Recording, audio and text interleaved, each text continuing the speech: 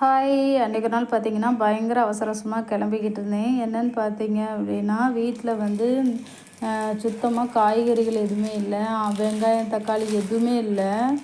So எதுவுமே இல்லாததுனால நம்மளால வந்து சமையல் பண்ண முடியாது இல்லையா? ஸோ அதனால் அவசர அவசரமா கிளம்பி போய் வாங்கிட்டு வந்துடலாம்னு நெனச்சேன்.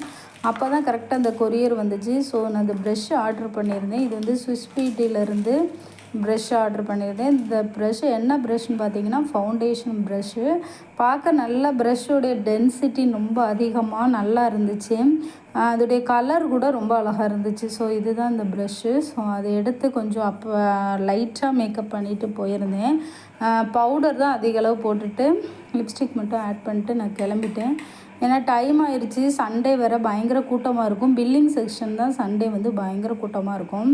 அதுக்காக தான் சீக்கிரம் கிளம்பணும் அப்படின்னு நினச்சேன்.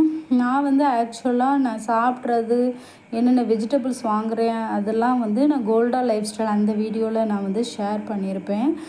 ஸோ உங்களுக்கு வந்து அந்த சேனல் பார்க்கணும் அப்படின்னு விருப்பம் இருந்தால் அதில் போய் பாருங்கள். அண்ட் தென் சப்ஸ்கிரைப் பண்ணுங்கள்.